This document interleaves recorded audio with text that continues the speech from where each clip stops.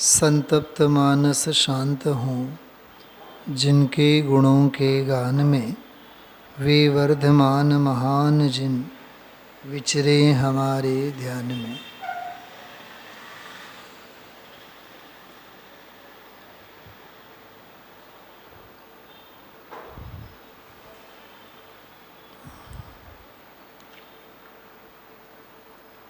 वर्तमान शासन नायक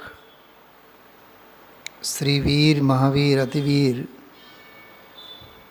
भगवान महावीर स्वामीनो जन्म कल्याणक महामहोत्सव ते पावन प्रसंगे આપણે સૌ આજે વિશેષ સ્વાધ્યાયના ક્રમમાં થોડીક ચર્ચા લેશું.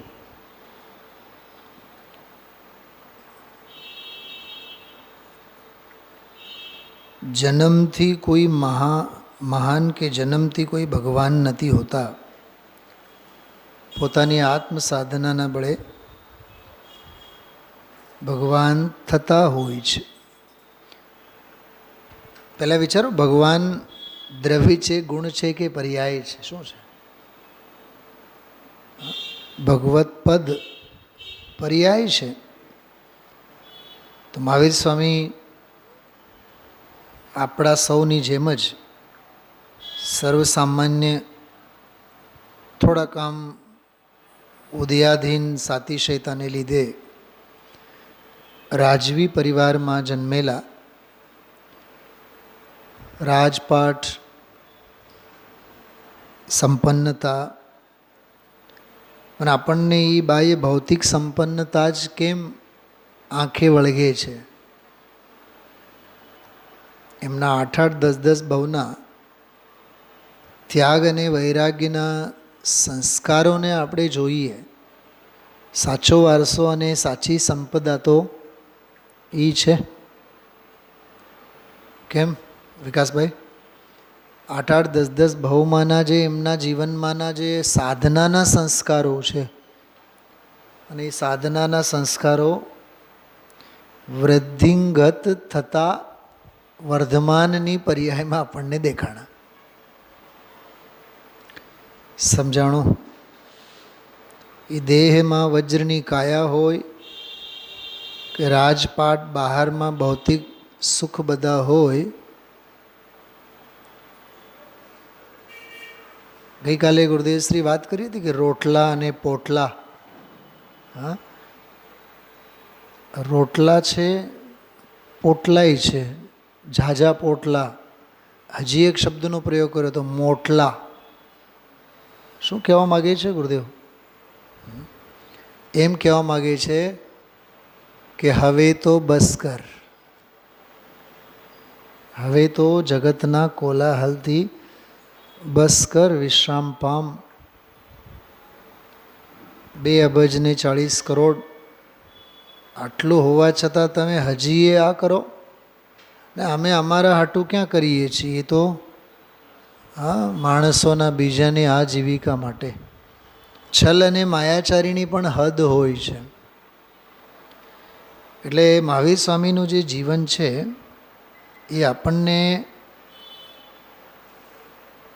ઘણા ખરા અર્થમાં ત્યાગ વૈરાગ્યની પણ શિક્ષા આપે છે, તો તત્વજ્ઞાન પણ પૂરું પાડે છે.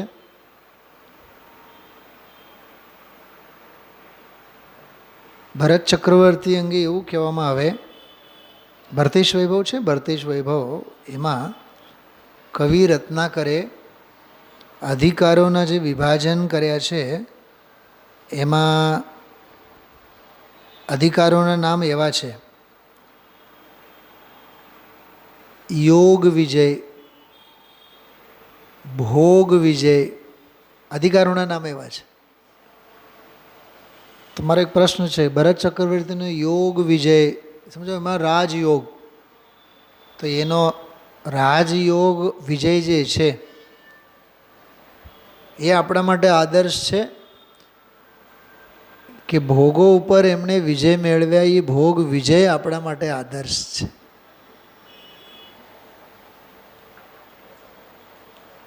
ત્રીજું એક આવે દિગ્વિજય.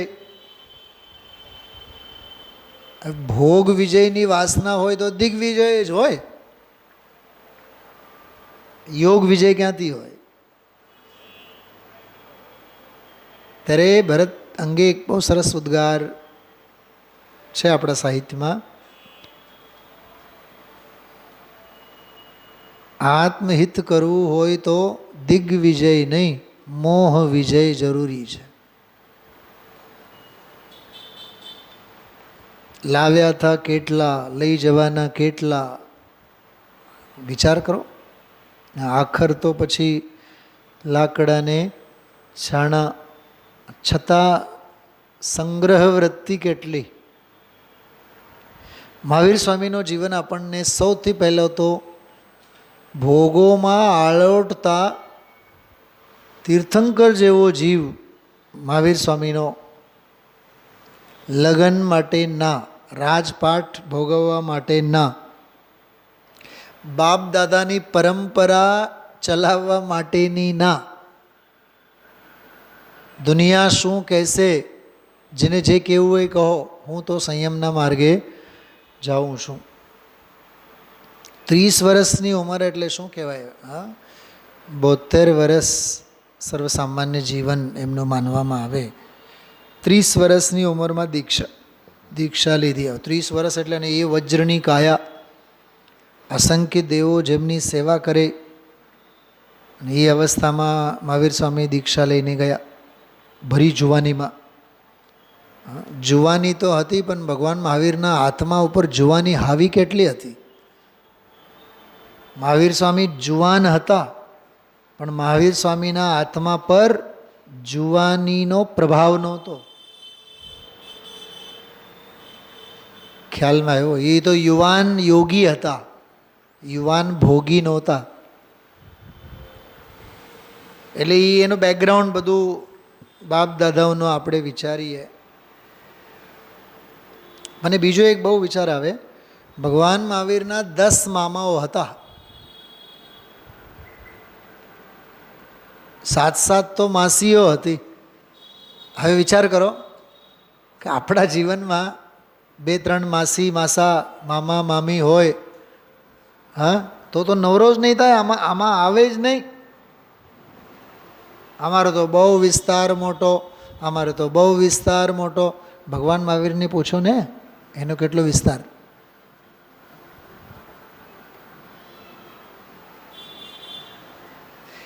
પિતા સિદ્ધાર્થ રાજવી આમ તો સર્વસામાન્ય જ હતા, પણ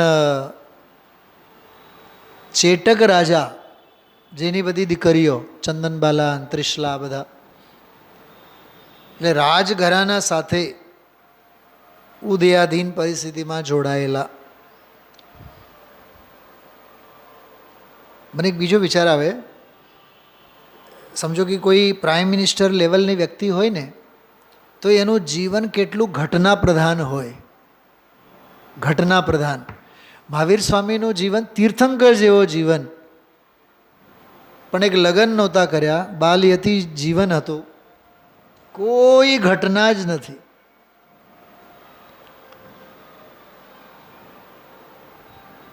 બાલીલ સાહેબનું નામ લઈને ગુરુદેવશ્રી કહેતા હોય છે, લગ્ન નામની દુર્ઘટના એમના જીવનમાં નહોતી, એટલે ઘટનાઓની હારમાળ મહાવીર સ્વામીના જીવનમાં નહોતી.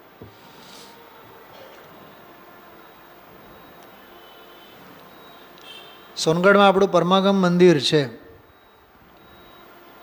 મહાવીર પંચ પરમાગમ, મૂળ નાયક ત્યાં મહાવીર સ્વામી બિરાજમાન છે. એટલે અંતિમ તીર્થંકર મહાવીર સ્વામીના નામે શિલાઓને વિરાજમાન કરવામાં ત્યાં આવ્યા. અને આજનો આ દિવસ છે ને, આ દિવસ આજે આપણા સ્વાધ્યાય ભવનમાં જે આ શિલાઓ મૂકેલી છે, એને ટંકોત્કીર્ણ કરવાનો પહેલો દિવસ છે.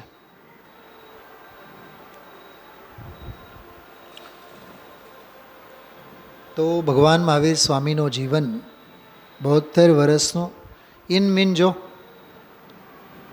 1 થી 30 વર્ષ છદ્મદશામાં રહ્યા, ગ્રહસ્થ અવસ્થામાં, જો કે લગ્ન તો કર્યા જ નહોતા. 30 વર્ષની ઉંમરમાં દીક્ષા લીધી, 42 વર્ષ સુધી 12 વર્ષ તપસ્યા કરી.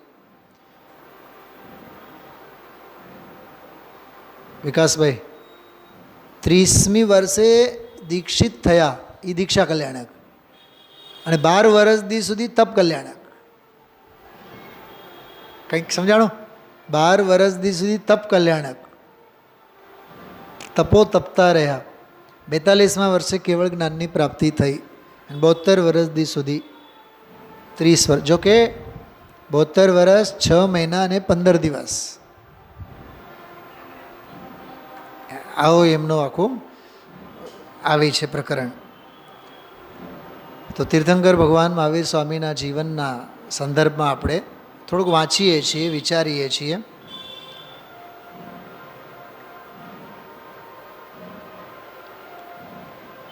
ભગવાન મહાવીર એમનું જીવન જે છે એ પુરાણ, આમાં જો લખેલું છે, भगवान महावीर का जीवन अब पुराणों की गाथा मात्र नहीं रहा, उन्हें अब इतिहासकारों ने ऐतिहासिक महापुरुष के रूप में स्वीकार कर लिया. હું એમ કહું છું, ઇતિહાસકારોએ કરેલ છે માટે ઐતિહાસિક છે, કે ઐતિહાસિક છે એટલે અરે ઇતિહાસકારો ઐતિહાસિક પુરુષ તરીકે એમની નોંધ લે, એમાં એમનો સૌભાગ્ય છે. ખ્યાલમાં આવ્યો? બાકી એને ક્યાં મારી નોંધ લે, એ પોતાની કોઈ નોંધ લે એના માટે તો કોઈ આ સંયમના માર્ગે તો આવતા જ નથી. महात्मा गांधी ने उन्हें अहिंसा के अवतार के रूप में याद किया. એ જ મહાત્મા ગાંધી છે જે ગુરુદેવશ્રીના વ્યાખ્યાનમાં આવીને બેઠા અને ગુરુદેવશ્રીએ સહેજે બોલ્યા કે હું દેશનું ભલું કરું છું, એ મહામૂરખ છે. આવીને બેઠા, સાંભળીને ગયા, પછી કે ઓલા સાધુ ક્યાં છે કે જે મને મૂરખ કહે છે? ગાંધી બાપુ એનો અહીંયા અહિંસાના અવતાર તરીકે, હા ઠીક છે. પછી તો બાળકોમાં પાઠશાળામાં એક પાઠ આવે છે, તીર્થંકરની ભગવાન. બધા તીર્થંકરો ભગવાન હોય છે, પણ બધા ભગવાન તીર્થંકર નથી હોતા. એ એક પ્રકરણ છે આમાં. जिससे संसार सागर तिरा जाए उसे तीर्थ कहते हैं, जो तरवानो उपाय. और जो ऐसे तीर्थ को करे अर्थात संसार सागर से पार उतरने का मार्ग बतावे उसे तीर्थंकर कहते हैं. હું તમને એક બહુ માર્મિક વાત કહેવા માગું છું, બહુ ઉપયોગી, એકાગ્ર કરીને સાંભળજો. વ્યવહાર તીર્થંકર કે નિશ્ચય તીર્થંકર, આમાં જે લખ્યું છે ને કે તરવાનો ઉપાય, જે કરે કહે, સંસાર સાગર સે પાર ઉતરને કા માર્ગ બતાવે, એને તીર્થંકર કહેવાય. પરમાત્મ પ્રકાશમાં તો નિશ્ચય તીર્થંકરની વાત આવી છે. તું દેવ, તું જ ગુરુ, તું જ તીર્થ. જો હું 3 વાત કરું છું, સાંભળો. ધર્મ તીર્થના પ્રવર્તન કરનારા તેઓ તીર્થંકરો, કે ધર્મ પ્રવર્તન થકી જે માર્ગ મળ્યો છે તે માર્ગ તીર્થંકર, અને માર્ગ ફળ જે સ્વભાવ ભાવમાં છે એ તીર્થંકર. કોણ તીર્થંકર?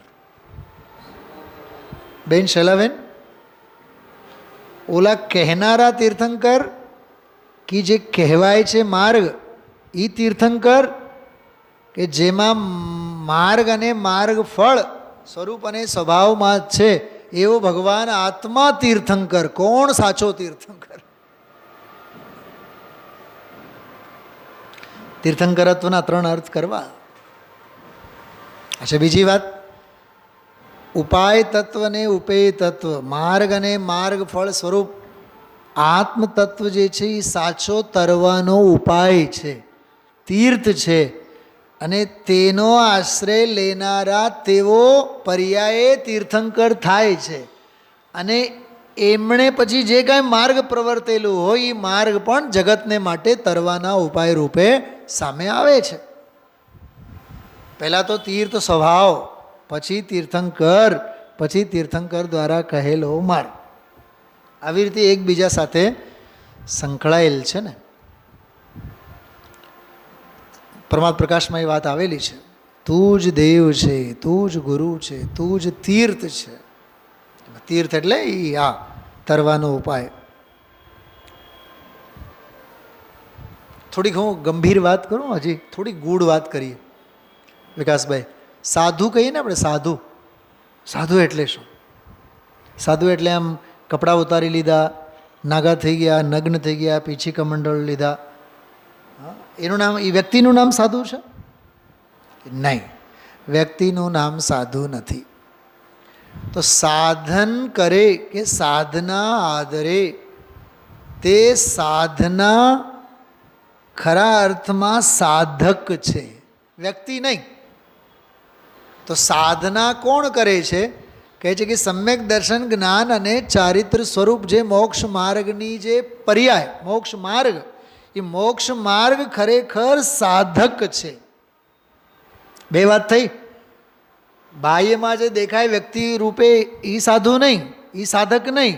અંદરમાં જે મોક્ષ માર્ગ છે,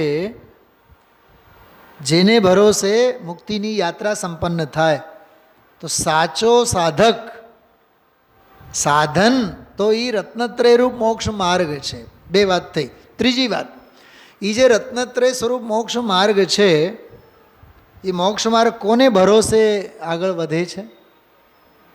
કોઈ વ્યક્તિને ભરોસે કે પર્યાયને ભરોસે કે ત્રીજો હજી કોઈ સ્વભાવ ભાવ છે? છે ને ગજબની વાત.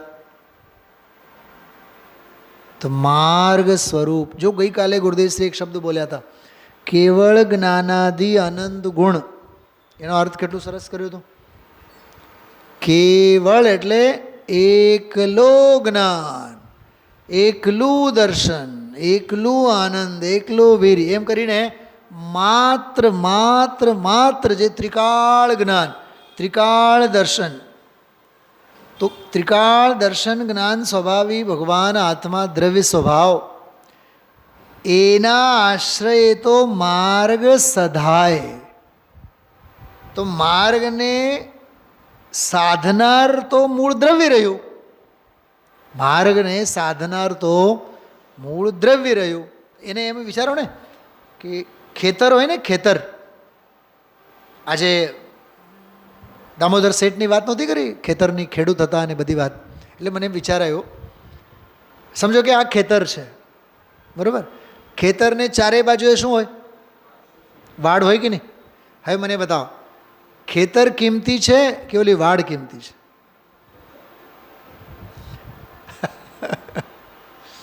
પાક શેમાંથી લેશો? કિનારે કિનારે જે બાળ છે એમાંથી લેશો? ખેડૂત શેમાંથી લેશે? એમાંથી લેશે નહીં. પાક તો ખેતરમાંથી જ લેશે. ગુરુદેવશ્રી એ ખેતરનો દાખલો આપીને એમ કહેતા હોય છે, અસંખ્યાત પ્રદેશોનો ક્ષેત્ર, ખેતર તારો ભગવાન આત્મા છે. પાક તો ત્યાં ઉગશે ને, પણ એ પાકને કારણ રૂપે, સાધન રૂપે, સાધક રૂપે, પ્રેરક રૂપે સુરક્ષા કવચ કોણ પૂરું પાડે છે? તો બાળ સાંભળજો, એમ સમ્યક દર્શન જ્ઞાન અને ચારિત્ર સ્વરૂપી માર્ગના ખેતરમાં જ આનંદની ખેતી થશે, પણ એને ચારે બાજુથી દ્રવ્ય ક્ષેત્ર કાળ ભાવ સ્વચતુષ્ટયે સુરક્ષા પૂરી પાડનાર કોણ છે? કે પોતાનો દ્રવ્ય સ્વભાવ ભાવ છે. ખ્યાલમાં આવ્યું? તો સાધક તો એ છે. જો પ્રવચન સારમાં શાસ્ત્ર સ્વાધ્યાય અને શાસ્ત્રાભ્યાસ માટે એક બહુ માર્મિક વાત આવી, આત્માર્થપણે શાસ્ત્ર વાંચન કરો. શાસ્ત્રનો સ્વાધ્યાય કેવી રીતે? આત્માર્થપણે, આત્માનું લક્ષ્ય રાખીને. એક બીજી વાત આવે, ત્રિકાળ સામાન્ય જ્ઞાનને લક્ષણ તરીકે સ્વીકારો. શાસ્ત્ર જ્ઞાન એ નહીં, પરલક્ષી જ્ઞાન નહીં, ત્રિકાળ સામાન્ય જે જ્ઞાન છે તેને લક્ષણ તરીકે. એટલે મૂળ માર્ગ, મૂળ ઉપાય, મૂળ સાધન તો તે છે. તો એ સાચો તીર્થ, એ સાચો માર્ગ. અચ્છા, બહારની દુનિયા તો માને જ છે. જૈન ધર્મના સ્થાપક કોણ હતા? મહાવીર સ્વામી. આવું છે.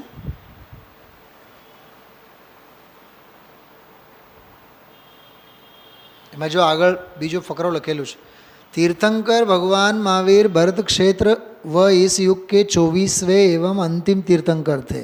उनसे पूर्व ऋषभदेव आदि 23 तीर्थंकर और हो चुके. वे जैन धर्म के संस्थापक नहीं वरना एक प्रबल प्रचारक थे. संस्थापक नહોતા, પ્રચારક હતા. પ્રવાહમાં તીર્થંકર તરીકે આવ્યા અને જે સનાતન જે માર્ગ ચાલતો આવેલો છે એનો એ પ્રચાર કરનારા હતા. પ્રચાર અને પ્રસારક, પ્રચારક અને પ્રસારક હતા, સ્થાપક નહોતા. એટલે જે મને તો બહુ હસો આવે ઘણીવાર.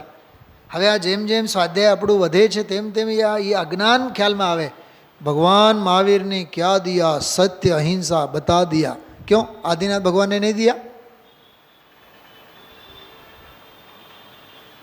अरे 24 तीर्थंकरो, सत्य अहिंसा ब्रह्मचर्य, हाँ 5 पापों થી વિરક્તતા, 5 વ્રત સંયમમય શ્રાવક જીવન, શુદ્ધોપયોગ રૂપ શ્રમણનું જીવન, એનો તો સંદેશ આપે છે. जैन धर्म कोई मत या संप्रदाय नहीं, वह तो वस्तु का स्वरूप है.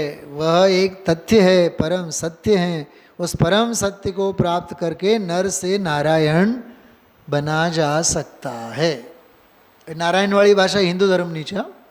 नारायण મળે ને, સત્યનારાયણ. નરથી નારાયણ, પશુથી પરમેશ્વર. ગઈકાલે એક બહુ સરસ ગુરુદેવશ્રી બોલ્યા હતા, બહુ આનંદ આવ્યો મને. પામરને પ્રભુતાની વાત કેમ બેસે? પોતે જ પામર મનીને બેઠો હોય એ પ્રભુતાની વાત ક્યાંથી બેસે? સ્વભાવ ભાવ મારો એવો છે, એ વાત બેસે જ ક્યાં એને? भगवान महावीर का जीवन अहिंसा के आधार पर मानव जीवन के चरम विकास की कहानी है. क्षत्रिय राजकुमार होने पर भी उन्होंने कभी विश्व विजय के स्वप्न नहीं देखे. जो वाणियाનો દીકરો व्यापार करे, અહીંયા કહે છે આ ક્ષત્રિય રાજકુમાર હોવા છતાં વિશ્વ વિજય માટે નહોતા નીકળ્યા, મોહ વિજય માટે જંગલમાં નીકળ્યા.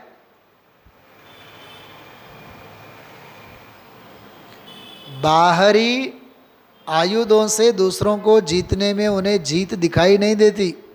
उनका विचार था कि अपने अंतर में उठने वाली मोहराग द्वेष की वृत्तियों को जीतना ही सच्ची जीत है. काले पण मोदी साहेबे फरमाયું હતું ને, शत्रु बाहर नहीं है, शत्रु तो अंदर है. गुरुदेव तो 24 કલાક જ કહે છે. એમાં મોદી સાહેબ કે વાહ વાહ વાહ વાહ સાહેબ. એમાં તો એક મૂર્ખાએ તો એમાં નીચે ઓલો કમેન્ટ બોક્સમાં લખ્યું, मैं जैन हूँ फिर भी मुझे पता नहीं है, धन्यवाद पूज्य गुरु नरेंद्र भाई मोदी को शत शत प्रणाम.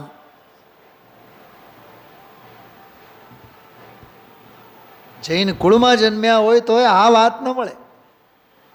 એ તો પીએમ લેવલની વ્યક્તિમાં તો પીએ તો 50 હોય. આવું બધું લિટરેચર પકડી પકડીને એને બતાવનારા તો ઘણા હોય. એમાં સી નવાઈની વાત છે? અરે આ તો તીર્થંકર જેવી વાણી રોજ ખરે છે. રોજ બેસો અહીંયા, આ રોજ જન્મ કલ્યાણક છે, ને તો રોજ મરણ કલ્યાણક. આ જન્મ કલ્યાણક નહીં ઉજવો તો રોજ મરણ જ છે. ખ્યાલમાં આવ્યું? ક્ષણ ક્ષણ ભયંકર ભાવ મરણે કાં હો રાચી રહો.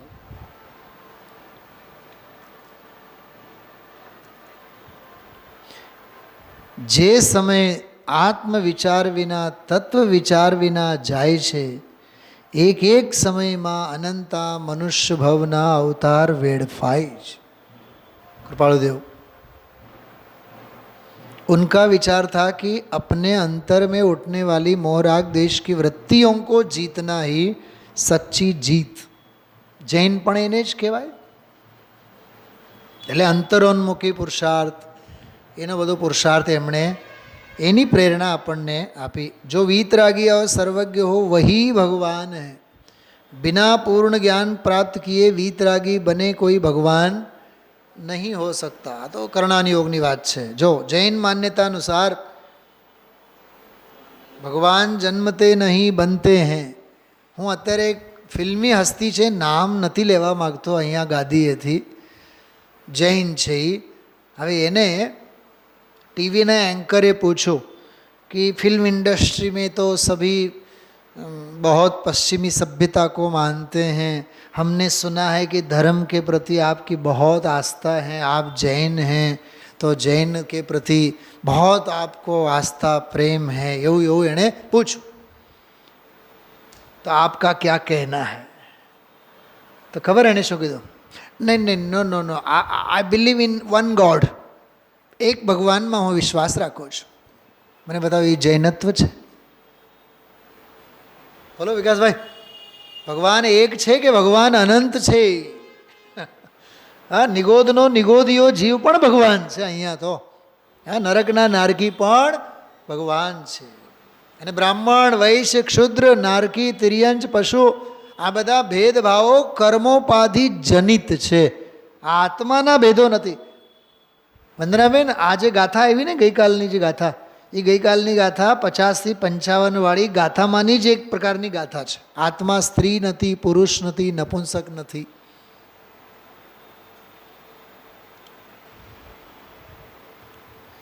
અથવા 17મો બોલ અલિંગ ગ્રહણનો, કોઈ લિંગ યતિલિંગ વડે આત્મા ગ્રહાય એવો નથી, માટે આત્મા અલિંગ ગ્રહણ છે.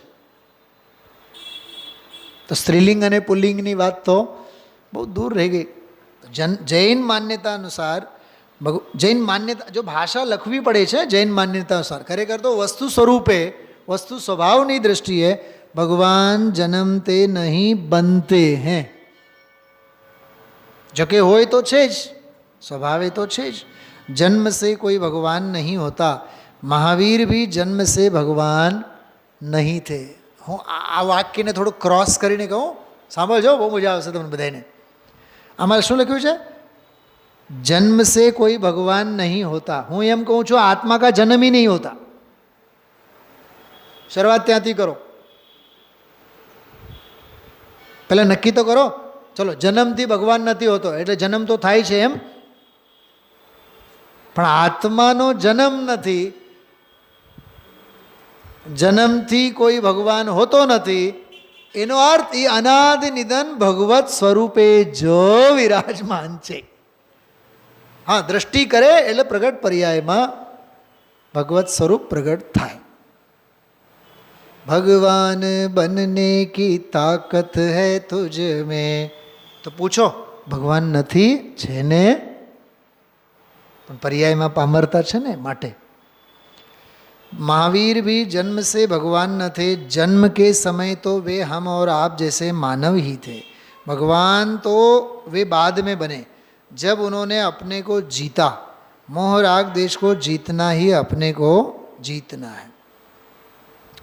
કેટલી માર્મિક વાત છે. હવે જોજો, હવે ગુરુદેવશ્રીના પ્રવચનો આકરા કેમ લાગે ખ્યાલમાં આવશે. જો ભગવાન મહાવીર દ્વારા પ્રતિપાદિત સિદ્ધાંત जितने गूढ़, गंभीर व ग्राह्य हैं, उनका जीवन उतना ही सादा, सरल, सपाट है.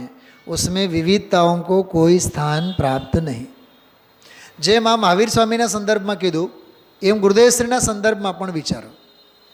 ગુરુદેવશ્રી દ્વારા પ્રતિપાદિત જે સિદ્ધાંતો છે કેવા છે? ગૂઢ, ગંભીર, ગ્રાહ્ય. વિકાસભાઈ, ગૂઢ અને ગંભીર છે એટલે એને અગ્રાહ્યમાં નહીં ખતવવાનું. ગમે તેટલા ગૂઢ હોય અને ગંભીર હોય, ગ્રાહ્ય તો તે જ છે. આજે કાલે કે અનંતકાળ પછી ગ્રહવા લાયક તો એ જ છે, ગ્રાહ્ય છે. હવે કેટલા ગૂઢ અને ગંભીર એમનું જીવન.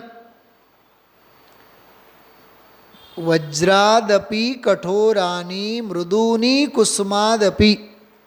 મહાપુરુષો માટે એમ કહેવાય. વજ્રાદપી કઠોરાની, વજ્ર કરતાં પણ કેવા હોય? કઠોર. હું તમને કઠોરનો એક દાખલો આપીશ હમણાં, એક જ મિનિટ પછી. વજ્ર કરતાં પણ કઠોર અને ફૂલ કરતાં પણ કોમળ. લીમડાના પાંદડા ઉપર કોઈ પગ મૂકે તો કહે છે કે ભાઈ આમાં તારા અનંતા બહુના માતા પિતા પડ્યા છે. કોમળતા એવી અને કઠોરતા કેવી? ગમે તે હોય પણ આ મદનભાઈ છે ને રોજ અડધી કલાક 40 મિનિટ લેટ જ આવે છે, મોડેથી જ આવે છે, ગમે તે હોય. ગઈકાલના પ્રવચનમાં એમાંય પછી રામજીભાઈએ એ તો દેખાડો કરવા માટે આવે છે. સભામાં વળી પાછું ગુરુદેવશ્રી બોલીએ નાખે. રામજીભાઈ કહેતા હતા કે એ દેખાડો કરવા માટે છેલ્લી 15 મિનિટ માટે આવે છે. આ અનુશાસન, આને કહેવાય વજ્ર જેવા कठोर. उनकी जीवन गाथा मात्र इतनी ही है जो आरंभ के 30 वर्ष वैभव विलास के बीच जल से भिन्न कमलवत रहे, बीच के 12 वर्ष जंगल में परम मंगल की साधना में एकांत आत्म आराधना रत रहे और अंतिम 30 वर्ष प्राणी मात्र के कल्याण के लिए सर्वोदय तीर्थ का प्रवर्तन प्रचार और प्रसार करते रहे. મને આ છેલ્લી વાત બહુ ગમે છે. એમણે જે 30 વર્ષ માર્ગ જે આપ્યો એ સર્વોદય તીર્થ.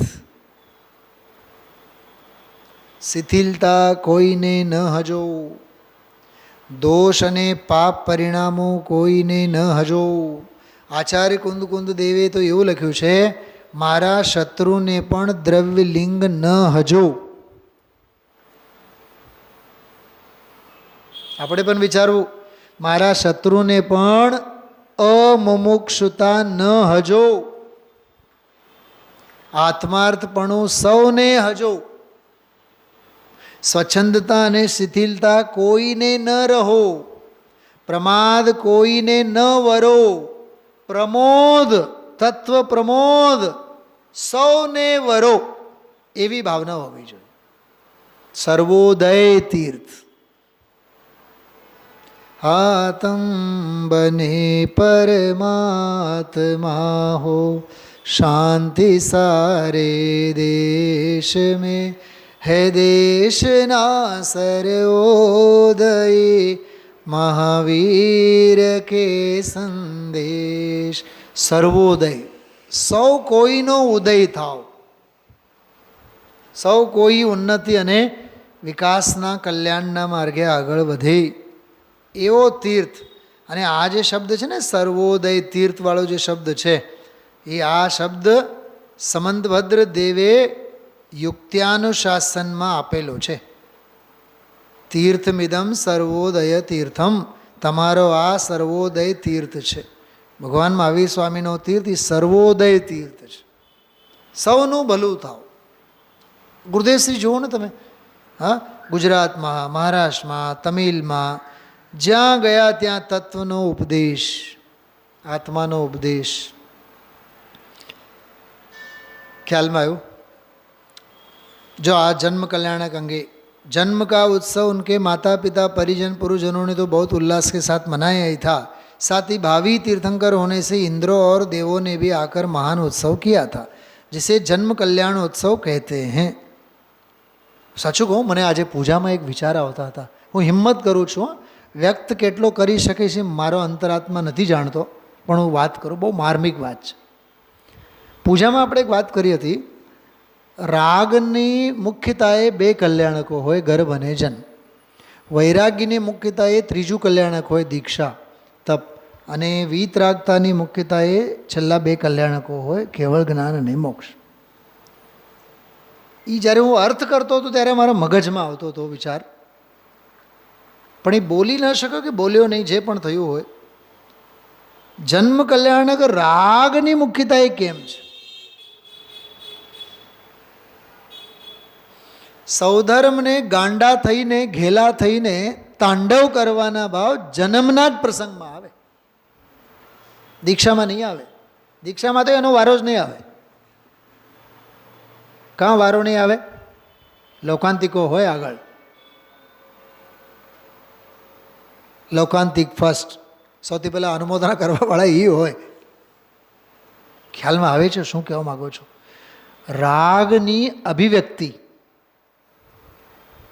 જો દીક્ષા કલ્યાણકમાં પણ જે ભક્તિઓ થાય ને એ ભક્તિમાં, અને જન્મ કલ્યાણક વખતે જે ભક્તિ થાય એ ભક્તિમાં ઉગમણો ને આતમનાનો ફેર હોય. ઓલો તો રાગ ગાંડો ઘેલો થઈને ઉછળતો હોય.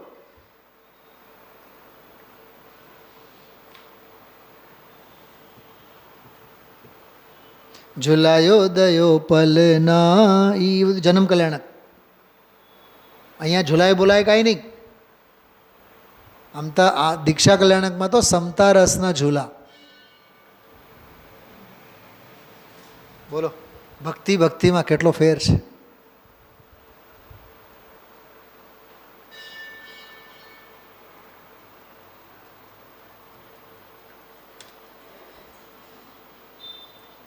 અને બીજી વાત, આપણે બહુ જન્મ કલ્યાણક કરીએ ને. ઘણા તીર્થંકરો પોતાના જન્મ કલ્યાણકના દિવસે દીક્ષા લઈને ગયા. તો બેહીને કેસ લોન્ચ કરો, ગિરનાર જઈને કપડાં ઉતારો. વિકાસભાઈ, આ વાત મને મગજમાં હમણાં આવી. બહુ જન્મ કલ્યાણક. હું તો ઈચ્છું છું જે જન્મ કલ્યાણકની શોભાયાત્રા છે ને એ દીક્ષા કલ્યાણકની જાત્રામાં પરિવર્તિત થાય.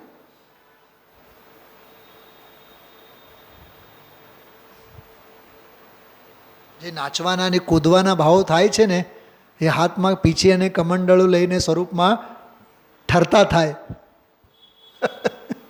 છે ને. આપણા કેટલાક તીર્થંકરો પોતાના જન્મ કલ્યાણકના દિવસે દીક્ષા લીધી. તો આપણે કાં જન્મ કલ્યાણક જ ઉજવીએ, દીક્ષા કલ્યાણક કાં નહીં?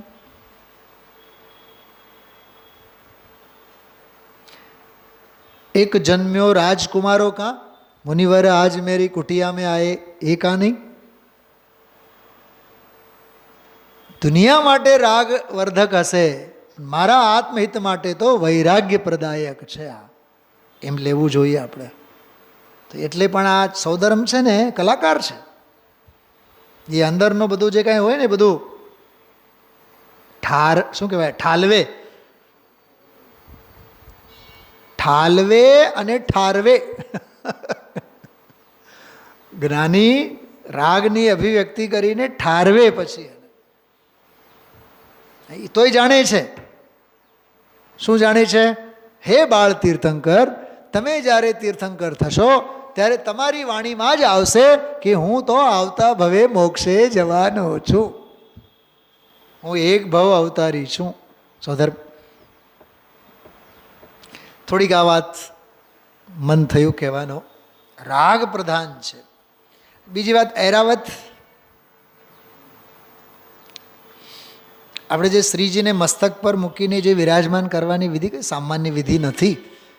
એ ઐરાવત હાથીનું કામ છે. પાંડુક શિલા ઉપર ઐરાવત હાથી લઈ જાય છે. આ ઐરાવત હાથી એટલે કોઈ તિર્યંચ ગતિનો પશુ ગતિનો જીવ નથી. સામાનિક નામનો દેવ હોય એ અવધિ જ્ઞાન વડે જાણે કે હવે સૌધર્મ જન્મ કલ્યાણકની તૈયારી કરે છે તો જઈને સામેથી ઐરાવત થઈને ઊભો થઈ જાય.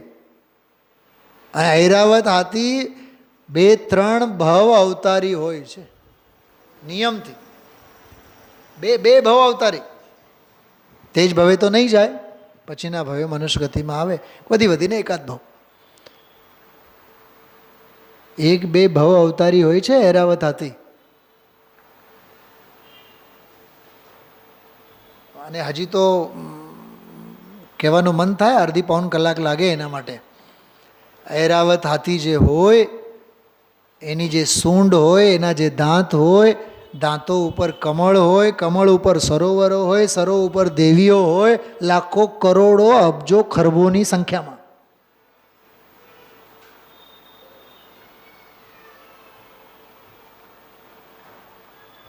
દૈવી વ્યવસ્થા છે બધી. સાચું કહું વિકાસભાઈ, આ જન્મ કલ્યાણક અને તીર્થંકરોના કલ્યાણકોમાં મને તો પુણ્યની ક્યાંય નજર જ નથી આવતું. કેમ? પવિત્રતા જ બધે નજર આવે છે.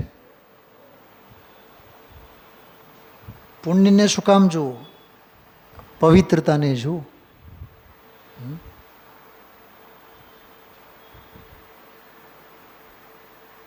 જેમ આપણે કહીએ ને કે ગુરુદેવ શ્રીના ચરણોમાં તો બધા મોટમોટા રાજવીઓ અને ઓલા કુંવરસિંહજી અને બધા રાજવીઓ આવીને નતમસ્તક થતો. કેવો પુણ્ય! નહીં, એ વાતમાં શું છે કે એવા રાજવીઓ આવીને નતમસ્તક થતા તોય ગુરુદેવ શ્રી નજર નહોતા નાખતા. અમને તો ગુરુદેવની પવિત્રતા દેખાય છે. સંયોગનો જેને મહિમા હોય એને પુણ્યનો મહિમા આવે, સ્વભાવનો જેને મહિમા હોય એને આત્માનો મહિમા આવે. આપણને તો એટલું સમજાય છે. વિકાસભાઈ, ગુરુદેવ શ્રીની પવિત્રતાને જુઓ. પુણ્ય તો શું છે? પવિત્રતાની દાસી છે એ તો. એમ તીર્થંકરોના જીવનમાં ભગવાન મહાવીર સ્વામીનો આવું આ બહુ અદ્ભુત જીવન. બાકી વર્ધમાન વીર અતિવીર એમાં તો મૂળ નામ એમનો વર્ધમાન હતો. બાકી તો આ વીર અતિવીર સન્મતિ મહાવીર આ બધા એમના વિશિષ્ટ પ્રસંગે આપવામાં આવેલા બધા વિશેષણો છે. બસ છેલ્લી એક 5 મિનિટ માર્મિક ચર્ચા કરીને વાત પૂરી કરીએ. દીક્ષા અને કેવળ જ્ઞાન કલ્યાણકની ચર્ચા સિવાય મહાવીર સ્વામીનો જન્મ કલ્યાણક અને એની ચર્ચા એ અધૂરી અને અપૂરી છે.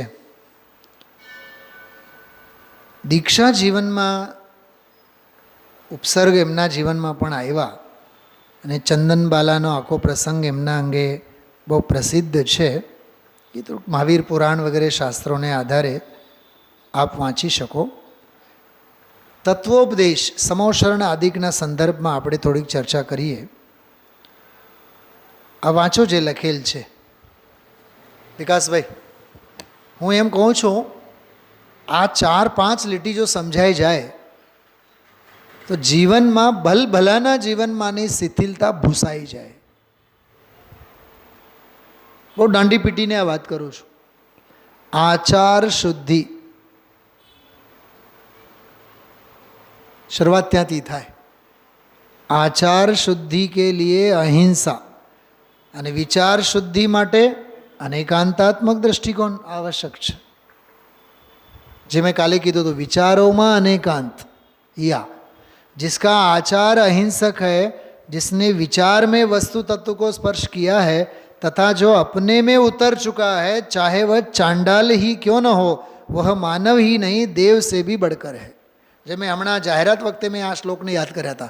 સમ્યક દર્શન સંપન્નમ અપી માતંગ દેહજમ દેવાદેવમ વિદુર્ભસ્મ ગૂઢાંગાર આંતરોજસમ. લાકડા બળીને ખાક થયેલા હોય, ઉપરથી રાખ દેખાતી હોય, પણ અંદરમાં તો સળગતું હોય કે નહીં, અગ્નિ જ્વાલા હોય, એમાં ભભકતું હોય. એમાં સરસ દાખલો આપેલો છે. તો સમોશરણમાં સર્વે નાના મોટા બધા આવતા. जो सब आत्माएं स्वतंत्र भिन्न भिन्न हैं, एक नहीं, पर वे एक सी अवश्य हैं, बराबर है, कोई छोटी बड़ी नहीं. अतः उन्होंने कहा, शू कीधु? अपने समान दूसरी आत्माओं को जानो. सब आत्माएं समान हैं पर एक नहीं. जो समान सब कोई है पर एक तो नहीं है. यदि सही दिशा में पुरुषार्थ करे तो प्रत्येक आत्मा परमात्मा बन सकता है. प्रत्येक प्राणी अपनी भूल से स्वयं दुखी है और अपनी भूल सुधार करके ही सुखी हो सकता है. आओ पछी कर्ता कर्मनो सिद्धांत है, क्रमबद्धनो सिद्धांत है, अनेकांत स्यादवादनो सिद्धांत. आ बधी चर्चा सर्वसामान्य जनसाधारण जीवो माटे तत्वना पायानो उपदेश भगवान महावीर स्वामीए आप्या छे. થોડીક આ એક વાત જોજો, ધાર્મિક જડતા और आर्थिक अपव्यय. શું કીધું?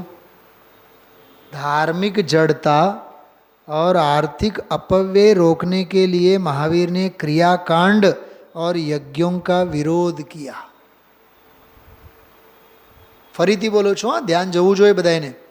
વંદનાબેન, ધાર્મિકતા જરૂરી છે પણ ધાર્મિક જડતા એ અજ્ઞાનનું મૂળ છે. धार्मिक जड़ता नहीं, धार्मिकता. जड़ता तो नहीं है. जड़ भरत दागीनामां पण सोना चांदी अने हीरा अने प्लेटिनममां जड़ भरत दागीना पण बहु फेमस. बगसराना जड़ भरत का खबर नहीं? હા, એમ કીધું આંખો આમ ફાડીને જુઓ છો એટલે હા કેતનભાઈ, ઘરેણાઓમાં જડ ભરત નથી, ઘણા તો ક્રિયાકાંડોમાં પણ એવા જડ ભરત છે, ગમે તેવા હથોડા વાગે તોય એના ઉપર કોઈ ઘાટ પડતા જ નથી કે ઓપ મળતા જ નથી, જડ જેવા. આમ જ જૈન દર્શન કે છે આમ જ એવું છે જ નહીં, આમે છે ને આમે છે. હા, ફ્લેક્સિબિલિટી શાદ્વાદની જે વ્યવસ્થા, બહુ સરસ चर्चा बधी आ धार्मिक जड़ता और आर्थिक अपव्यय को रोकने के लिए। तीर्थंकर महावीर ने जिस सर्वोदय तीर्थ का प्रणयन किया, उसके जिस धर्म तत्व को लोक के सामने रखा, उसमें न जाति की सीमा है, न क्षेत्र की और न काल की, न रंग वर्ण लिंग आदि की. जो आ गई काल की गाथा, ब्राह्मण वैश्य क्षत्रिय हाँ कर्मोदय जनित स्थिति है. धर्म में संकीर्णता और सीमा नहीं होती. वाह! जो आत्मधर्म सभी आत्माओं के लिए है और धर्म को मात्र मानव से जोड़ना भी एक प्रकार की संकीर्णता है, वह तो प्राणी मात्र का है. मानव धर्मना नामे दुनिया में घणું ચાલે, પણ ભાઈ એની સાથે કાંઈ લેવું દેવું નથી. ખરેખર તો આત્મધર્મ, માનવ ધર્મ નહીં, आत्मधर्मनी बात है. बराबर. यदि आज महावीर के सर्वोदयी अनेकांतात्मक विचार सब पक्षों को अपने में समाहित कर लेने वाली स्याद्वाद वाणी, अहिंसा युक्त आचरण और अल्प संग्रह से युक्त जीवन वृत्ति हमारे सामाजिक जीवन का आधार और अंग बन जाए तो हमारी बहुत कुछ समस्याएं सहज सुलझ सकती हैं. हम आत्म शांति के साथ साथ विश्व शांति की दिशा में भी सहज ही अग्रसर हो सकते हैं. अंत में 72 वर्ष की आयु में दीपावली के दिन इस युग के अंतिम तीर्थंकर भगवान महावीर ने भौतिक देह को त्याग कर निर्वाण प्राप्त किया. मैं आ वाक्य ने एम वाँचवा मागू छूँ, भौतिक देह को त्याग कर आध्यात्मिक देह को अवधार कर निर्वाण प्राप्त किया. अस्थि नास्ति बेव आयवा. उसी दिन उनके प्रथम शिष्य इंद्रभूति गौतम को पूर्ण ज्ञान की प्राप्ति हुई. जैन मान्यता अनुसार दीपावली महापर्व भगवान महावीर के निर्वाण एवं उनके प्रमुख शिष्य गौतम को पूर्ण ज्ञान की प्राप्ति के उपलक्ष्य में ही मनाया जाता है. इस प्रकार हम देखते हैं कि भगवान महावीर का जीवन नर से नारायण बनने एवं आत्मा के क्रमिक पूर्ण विकास की कहानी है. આવી રીતે આ મહાવીર સ્વામીનો જીવન ચરિત્ર બહુ સંક્ષેપમાં, બહુ ટૂંકમાં આપણે ચર્ચા લીધી છે. જેટલું વિચારીએ એટલું ઓછું છે. મહાવીર જેવો, વીર વર્ધમાન જેવો આપણા સૌ કોઈનો જીવન પરમ પવિત્ર બનો એવી મંગલ ભાવનાથી વિરામ લઈએ. અને ખરેખર પૂજ ગુરુદેવશ્રીના જીવનમાં ભગવાન મહાવીર સ્વામીના જે સિદ્ધાંતો હતા એ અનુભવના સ્તરે, અનુભૂતિના સ્તરે, પ્રયોગોના સ્તરે હતા. એવો જીવન આપણું પણ બને તો જ ખરેખર સ્વામીજીના આપણે શિષ્યો છીએ, મહાવીરના ભગત છીએ. બાકી આપણા જીવનમાં મહાવીરે નથી ગુરુદેવ. જો એમના થકી આદરેલા, અપનાવેલા સિદ્ધાંતો આપણા જીવનમાં નથી તો ખરેખર આપણે ક્યાંયના નથી. કેતનભાઈ, અહીંના તો નથી જ નથી, ક્યાંયના નથી. અને જો આ સિદ્ધાંતોની સત્વારે શ્વાસ લઈએ છીએ, સત્ય, અહિંસા, બ્રહ્મચર્ય વગેરે, તો આપણે અહીંયાય છીએ, બધે છીએ આપણે. बराबर. संतप्त मानस शांत हो जिनके गुणों के गान में, विवर्धमान महान जिन विचरे हमारे ध्यान में, विचरे हमारे ध्यान